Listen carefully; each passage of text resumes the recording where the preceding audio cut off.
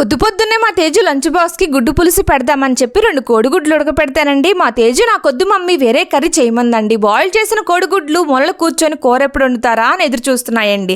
ఇంకొక పక్క గులివెందులతో ఫ్రై చేద్దామని నేను తీసుకున్న గులివెందులు ఫ్రిడ్జ్లో పడున్నాయి.